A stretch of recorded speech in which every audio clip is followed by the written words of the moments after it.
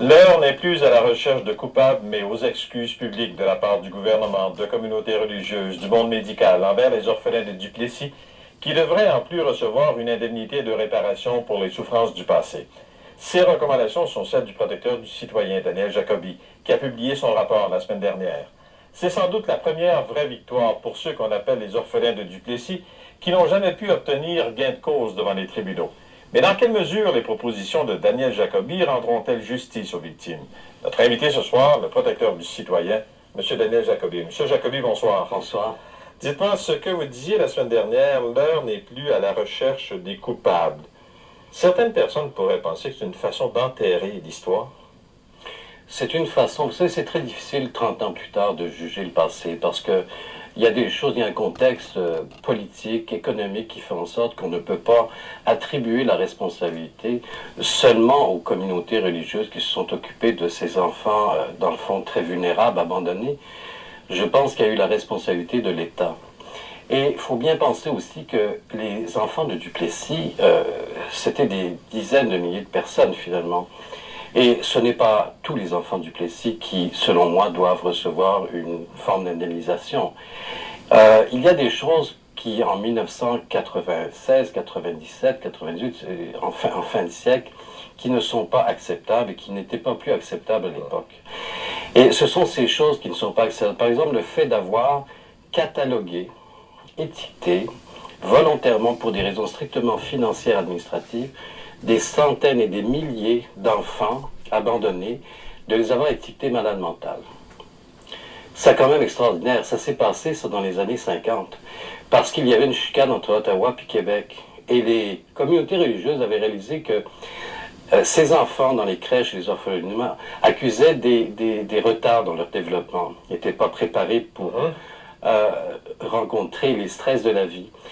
Et le clergé, les communautés religieuses avaient décidé d'ouvrir une école, un institut qui était le Mont-Providence, Oui, justement. Je me souviens, qui est l'hôpital de Rivière-des-Prairies maintenant. Voilà, oui. Pour réadapter et réinsérer ces jeunes-là qui avaient subi certaines séquelles et certains retards dans les crèches et les orphelinats. Ce qui est arrivé, c'est que le gouvernement fédéral devait financer en grande partie cette institution, mais le fédéral, à cause des chicanes provinciales fédérales, s'est retiré du dossier, s'est retiré du domaine de l'éducation. Du jour au lendemain. La construction était terminée, tout était commencé, et là, ce qui est arrivé, c'est que le gouvernement provincial a conseillé tout simplement, parce que le fédéral subventionnait la santé, a conseillé aux communautés religieuses de transformer cette école... Le Mont-Providence en une institution pour personnes déficientes. Voilà, et toutes ces personnes, entre autres, c'est un exemple, ont été du jour au lendemain avec des certificats médicaux qui n'étaient pas valables, selon moi, parce que abusifs, ont été transformés en malades mentales. Mais M. Jacobi, même si on dit on ne veut pas partir à la recherche de coupables, il y a des gens, il y a des professionnels qui ont signé ces documents. Il y a des gens qui, de leur hauteur, il faut se rappeler quelle était l'influence à ce moment-là du monde médical, qui ont collaboré. Oui, ils ont collaboré, mais il y avait tout un contexte. Vous savez, quand le gouvernement provincial, surtout à cette époque, disait quelque chose, c'était quelque chose qui venait de très haut. Hein? Et ça avait un effet de commandement, peut-être pas comme dans l'armée, mais tout presque. Et il faut dire que dans tout ça, la situation qu'on peut observer à l'époque, c'est qu'il y a évidemment un partage des responsabilités. Les congrégations religieuses sont responsables d'administrer et les institutions en question. Mais le gouvernement a la responsabilité ultime parce que c'est lui qui, par une entente, confie ses enfants aux autorités religieuses. Et les médecins ou les psychiatres de l'époque, qui relèvent du Collège des médecins, eux aussi sont finalement à toute une pratique des employés. Or, à partir du moment où le gouvernement prend des dispositions telles que le financement n'est pas adéquat, à partir du moment où les sœurs, les religieuses, ne sont pas assistées de personnel qualifié, et qu'il y a du personnel qui abuse des enfants dans bien des cas, et c'est surtout ça aussi, il n'y a pas seulement le catalogage, oui. Il y a aussi des abus, et quand on parle d'abus, il y a des choses qui étaient déjà allées contre le code criminel à l'époque. Le fait de subir, par exemple, de la violence sexuelle, de la sodomie, c'était pas accepté à l'époque, c'était interdit par le code criminel. Le fait aussi de subir de la violence physique. Ce sont ces éléments qui font en sorte qu'on se retrouve avec un groupe de personnes qui vraiment ont accusé des retards, ont subi des séquelles qui encore aujourd'hui les affectent dans leur façon d'être. Donc, ce sont ces personnes que vous recommandez d'indemniser. Autrement dit, les tribunaux qui ne semblaient pas accepter que ces gens-là puissent poursuivre, ne semblaient pas reconnaître leurs droits, vous avez reconnu en quelque sorte leurs droits. C'est-à-dire que les tribunaux n'ont jamais nié le droit des orphelins de Duplessis d'aller devant la Cour.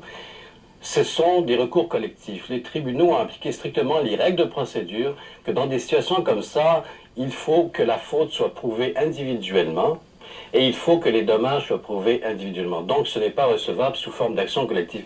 Et même les juges qui se sont prononcés là-dessus l'ont dit très clairement, devant une situation très malsaine pour tout le monde, autant du côté des enfants de Duplessis que du côté des défendeurs, le gouvernement, les communautés religieuses, etc. Les tribunaux ne sont pas la solution appropriée. Il y a même un juge qui a dit très clairement, on a frappé à la mauvaise porte. Et ça se comprend, mais c'est pour des questions de procédure. Ça ne met pas de côté le fait qu'il y a eu un certain nombre de préjudices graves commis à l'époque. Les personnes qui devraient être indemnisées perdraient-elles leur droit d'aller devant les tribunaux? Advenant le cas où on peut obtenir des preuves, par exemple, dans le cas d'actes criminels qui ont été posés, est-ce que ça veut dire que ces personnes-là, si elles sont indemnisées, perdent ces droits? Dans la proposition que je fais, je me suis inspiré de ce qui est arrivé parce que ce qui est arrivé n'est pas unique au Québec. Oui. C'est arrivé dans beaucoup de provinces canadiennes. Et dans ces provinces canadiennes, plutôt que de nier les responsabilités ou refuser de reconnaître que des personnes ont subi des préjudices, on a accepté, sauf pour une province, d'indemniser les gens sur une base volontaire et avec un programme d'indemnisation. Ce que moi je propose, à partir de ces expériences des autres provinces, c'est que la personne qui désirait aller devant le tribunal, ne pas, dans le fond, bénéficier du programme ou ne serait pas satisfaite du montant qui lui est alloué, garderait son droit de recours devant le tribunal, avec tous les aléas que ça comporte, bien sûr. Mais dites-moi, M. Jacobi, avec toute l'expérience que vous avez, est-ce que nous sommes à l'abri, aujourd'hui, de tels dérapages? Pas du tout. Pas du tout. Je ne dis pas que les choses se passent comme ça aujourd'hui. Il y a quand même aujourd'hui des institutions que nous n'avions pas à l'époque. Par exemple, il y a la protection de la jeunesse. Oui. Quelqu'un qui pense qu'un enfant est maltraité, que sa sécurité est compromise, peut faire une dénonciation à la protection de la jeunesse et des gens vont investir les lieux et retirer l'enfant, le cas échéant, que ce soit dans une famille, que ce soit dans une école ou ailleurs. Si un enfant, sa sécurité est menacée, s'il fait l'objet de violences, on a des mécanismes aujourd'hui pour la protection de l'enfance qu'on n'avait pas à cette époque-là, et peut-être parce que cette époque-là, on n'avait peut-être pas besoin de ça non plus. Alors, mais il pourrait arriver, vous savez, quand je regarde ce qui est arrivé dans certains centres d'hébergement, oui, on le voit à l'occasion que des personnes âgées sont violentées, qui sont attachées à leur lit, encore aujourd'hui. Mais ça, dès que ça se produit, c'est dénoncé et puis il y a des mesures qui sont prises pour éviter que la situation se produise, il y a même des recours qui sont pris. Mais on peut, pour le moment, je ne pense pas qu'on ait des situations comme celle-là généralisées, mais ça arrive à l'occasion. Mais c'est pourquoi je posais la question, c'est que à travers le temps, on peut condamner, on peut reprocher, mais on ne peut pas dire qu'on aurait fait autrement, nécessairement les choses. Mais avant que vous répondiez, je fais une courte pause et nous revenons dans un instant. Mais on avait l'écoute du protecteur du citoyen Daniel Jacobi et de son rapport sur les orphelins de Duplessis. Monsieur Jacobi, une fois que vous avez fait vos recommandations, que vous avez remis ce rapport avec quand même assez de précision quant aux personnes qui doivent être indemnisées, de toute façon, combien y en a-t-il, et qu'est-ce qui va se passer pour ces personnes maintenant?